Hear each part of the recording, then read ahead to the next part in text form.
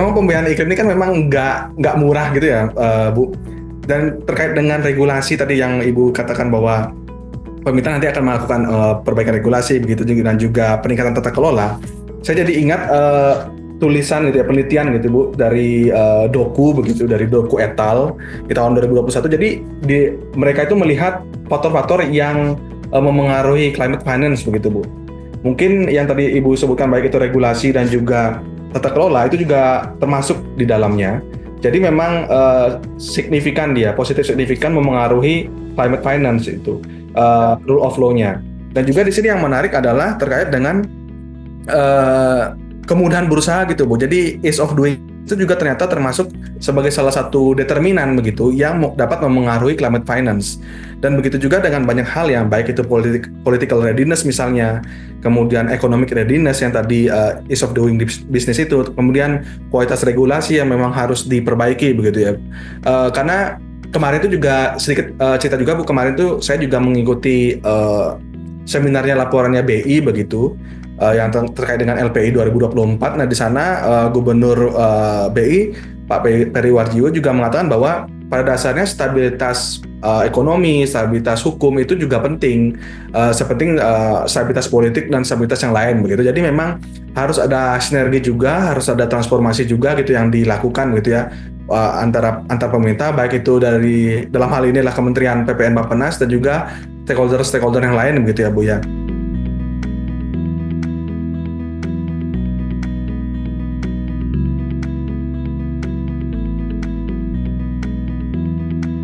Bahwa sebenarnya dalam konteks pembiayaan perubahan iklim, saya ini mengutip dari data dari BKF sendiri bahwa kita tuh sebenarnya sudah mengalokasikan dana yang cukup besar gitu ya untuk pembiayaan perubahan iklim dari anggaran pemerintah. Kalau kita lihat sebenarnya fluktuasi anggaran dari tahun 2016 yang untuk penanganan perubahan iklim ini cukup besar, terutama konteksnya untuk kegiatan mitigasi, adaptasi, dan kegiatan sebenarnya berbenefit keduanya.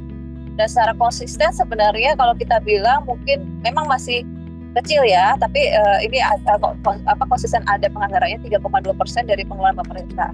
Nah, memang kalau anggaran yang besar ini di area mitigasi, tapi secara gradually anggaran adaptasi pun meningkat secara signifikan. Nah, tapi sebenarnya kalau kita lihat dalam konteks pembiayaan perubahan iklim, anggaran itu tidak cukup dilakukan oleh hanya dipenuhi oleh pemerintah saja, karena sebenarnya kebutuhan anggaran kita keseluruhan itu adalah paling enggak untuk menuju skenario karbonisasi ini mencapai 794,6 triliun per tahun. Itu untuk periode waktu 2025-2060 ya, kalau kita mau mencapai dekarbonisasi. Artinya memang data mencatat bahwa sekitar 24-30% yang baru bisa dipenuhi oleh anggaran pemerintah. Dan kita masih membutuhkan gap pendanaan untuk pemenuhan target tersebut dari pihak non APBN. Non APBN ini bisa dari swasta, dari CSO gitu ya, dari masyarakat maupun pembiayaan lainnya yang sifatnya on top dari anggaran dari pemerintah. Namun demikian juga pemerintah saat ini juga terus mendorong gitu ya, untuk mendorong investasi hijau. Kita kalau dari pemerintah pastinya kami menyiapkan dari enabling condition-nya gitu ya, regulasi, kemudian tata kelola, kemudian ekosistem yang mendukung supaya pihak-pihak non pemerintah juga dapat istilahnya mendukung gitu ya, mendukung dan melakukan kegiatan-kegiatan yang sifatnya menuju target dari penurunan emisi. Dan pembiayaan iklim kita termasuk tidak hanya mitigasi tapi adaptasi. Memang pasti akan ada ya opportunity cost gitu ya, atau trade off dari ekonomi dan lingkungan gitu ya. Dan itu yang kita coba jembatani supaya trade off-nya tidak terlalu besar gitu ya. Tapi memang poin kita juga banyak melakukan analisis, ternyata kalau kita memang terlalu bertumbuh dengan brown economy, itu justru pertumbuhan yang kita harapkan tidak bisa tercapai. Kenapa? Karena kan kita bertumbuh dengan sumber daya alam dan lingkungan. Ketika lingkungan itu tidak mensupport, gitu kan akan menjadi supply dari ekonomi. Nah, ketika supply-nya sudah tidak lagi terjaga, pasti akan in some point akan mengkompromikan, menjadi mengurangi gitu ya pertumbuhan yang ada. Nah, kemudian bagaimana kemudian kita juga melakukan perencanaan. Nah, ini satu hal yang justru kita dorong adalah dari sekarang kita mengkampanye gitu ya, selain kita melakukan analisis secara teknokratik di dalam di badan perencanaan sendiri, di Bappenas, di pemerintah, pasti kita dorong semua pihak untuk ikut berpikir, merencanakan dengan sesuai dengan konteks kewenangan dan tugas masing-masing ya. Nah, dari swasta, dari pemerintah, bahkan dari agen dari pembaruan, yaitu dari pemuda. Pemuda ini sangat aktif gitu ya. Kemarin di COP29 justru kelompok pemuda gitu ya. Apa namanya ya? Saya lupa deh. Tapi terus menyuarakan gitu ya. Bahkan perwakilan dari Indonesia juga ada gitu ya yang hadir.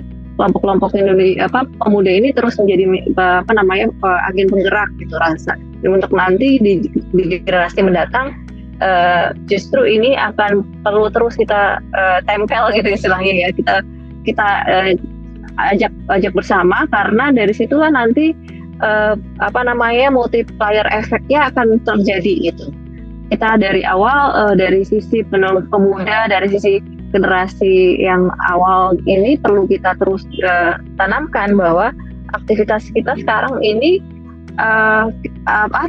kita harus berpikir gitu, untuk berpikir mungkin 2-3 kali bahkan berkali-kali untuk melakukan aktivitas yang yang sustain ini sudah bukan jadi harapan kita, harapan kami di pemerintah juga. Gerakan berkelanjutan ini sudah menjadi gaya hidup gitu ya, jadi nanti mudah untuk dalam meresep nanti bagaimana berpikir ke depan dan mempengaruhi aktivitas. Nah, ini menjadi penting Mas, penggerak jadi pemuda ini sudah kita libatkan, bahkan kita juga ada program untuk melakukan peningkatan kapasitas khusus untuk pemuda. Nah, kita terus akan sisipkan setiap kali ada per tahun gitu ya untuk agenda, untuk kita lihat, kita petakan di mana dan kelompok mana yang perlu kita terus tingkatkan dan memberikan pengaruh yang kuat. Nah, ini kalau dibilang sudah, pasti sudah dan akan terus kita tingkatkan.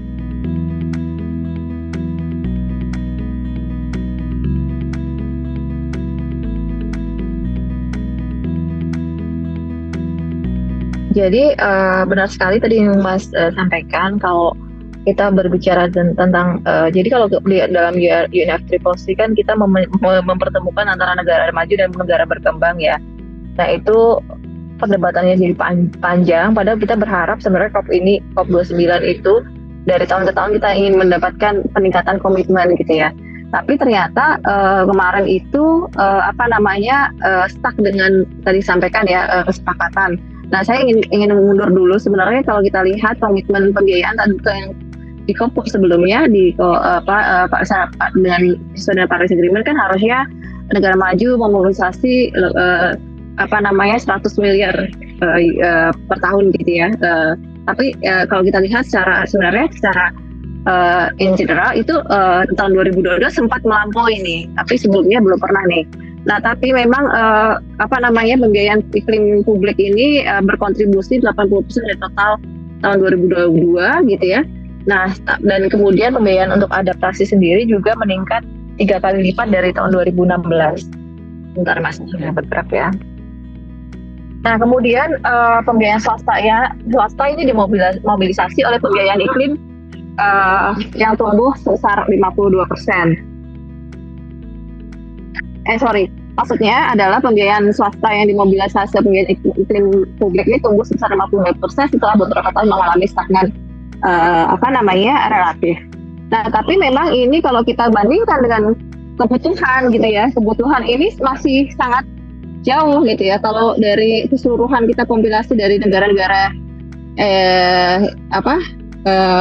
partner and party dari UNFCCC yang diperkirakan itu kebutuhan kita 5,1 sampai 6,8 triliun hingga tahun 2030. Nah, dan kemudian aliran sekarang ini bentuknya banyakkan loan gitu. Makanya kita terus mengupayakan dari negara maju untuk dapat meningkatkan komitmennya. Tapi apa yang terjadi di COP29 kemarin, ternyata dari segi kuantum pembiayaan yang harusnya untuk aksi negara berkembang, di mana kita perlu dukungan ya, karena sebenarnya kalau dibilang kan mereka sudah mengambil momentum advance duluan gitu ya, udah ke benefit dulu karena mereka sudah melakukan revolusi duluan, sudah lebih advance secara waktu, mereka sudah mengambil benefit lebih banyak. Nah, kalau negara berkembang saat ini itu kalau menurunkan emisi, kita harus dapat dukungan yang kuat dari negara maju. Nah, 1,3 triliun per tahun ini diharapkan dilakukan hingga mencapai 2035. Namun ternyata di New Collective Quantified Goals ini yang ditetapkan adalah untuk negara maju ada 300 miliar. Nah, ini kan pastinya kalau dari kita melihat ini tentu saja ini tidak cukup ya komitmen ini, apalagi dengan berkembangnya sekarang macam-macam ya perkembangan di luar, misalnya dari US menarik diri dari UNFCCC, kemudian dengan seperti ini dia terus mendorong komitmen, tapi kami berpendapat negosiasi tetap jalan, negosiasi kita upayakan yang maksimal untuk negara kita, tapi kita juga mengambil peluang-peluang dari mekanisme lainnya gitu ya. Harusnya itu kita harus bisa menyusun program-program yang sifatnya dapat menggerakkan sumber-sumber pembiayaan. Jadi mekanisme kerjasama secara bilateral, multilateral itu masih terus terbuka sebenarnya gitu ya, bahkan dengan pihak-pihak swasta gitu ya. Misalnya program-program yang sudah didorong dari kami seringkali dapat dukungan gitu yang kuat dari pemerintah Inggris, dari Jerman dan sebagainya, yang terus memang berkomitmen untuk mendukung. Nah, itu pembiayaan alternatif dari skema-skema lainnya, blended finance, dari skema bonds juga kita dorong gitu ya. Apapun skema yang memungkinkan kita akan dorong supaya upaya dekarbonisasi itu bisa dilakukan gitu.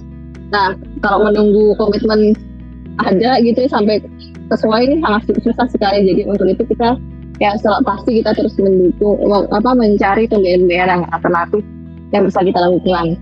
Yang di dalam RPJMN sekarang kita pun melakukan hal yang sama. Kita upayakan kita cari pembiayaan dari susunan APBN yang bisa kita dorong, misalnya ya dari swasta, dari CSR, dari yang lainnya kita dorong supaya untuk memenuhi kebutuhan dari prioritas nasional yang sudah ditetapkan. Ini misalnya skema pembiayaan ya, pendanaan iklim yang beroperasi di Indonesia yang saat ini sudah cukup banyak. Hingga kita meningkatkan kapasitasnya untuk menyesuaikan dengan kriteria yang ada. Kadang-kadang satu hal yang menjadi bottleneck adalah bagaimana kapasitas untuk mengakses, karena kan masing-masing pembiayaan ini ada kriteria yang sudah ditetapkan. Seringkali mungkin untuk dari entitas besar bisa melakukan tapping pembiayaan, tapi untuk entitas yang kecil di daerah dan sebagainya itu kesulitan. Nah, ini masih nyata, gap itu masih ada. Jadi untuk mendorong kita perlu meningkatkan kapasitas bagaimana menyesuaikan sesuai dengan kriteria yang ada. Blended finance pasti mungkin sudah tahu ya, jadi bagaimana kita menggunakan satu sumber multi finance yang untuk mendukung satu program. Dan rasanya itu ya mungkin kurang lebih apa yang kita coba kumpulkan gitu ya. Dan kemudian satu hal yang menarik juga adalah banyaknya rujukan lembaga keuangan juga saat ini sudah mulai sangat-sangat pro pada pembiayaan hijau. Misalnya dari BI, dari OJK dan lembaga keuangan membentuk komite keuangan berkelanjutan dan memiliki kalkulator investasi hijau.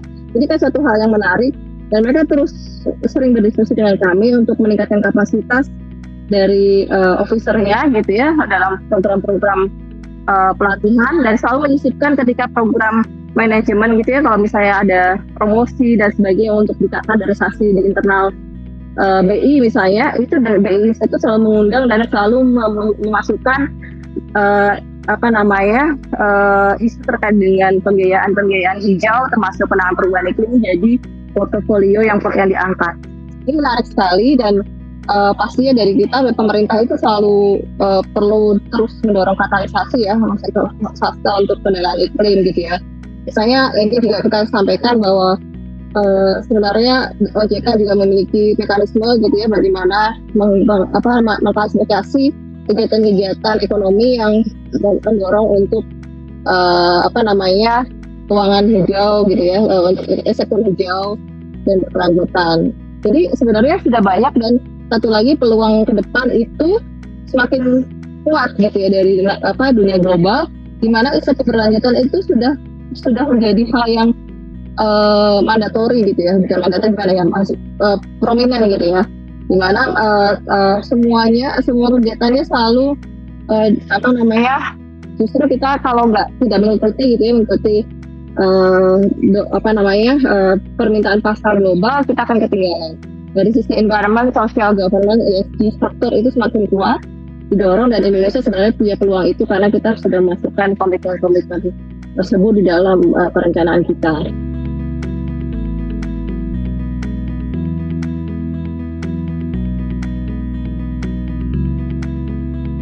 Kemudian yang menarik tadi Ibu Ana sampaikan bahwa terkait dengan keluarnya AS ya pada persetujuan Paris begitu, yang baru saja saya lihat juga ini.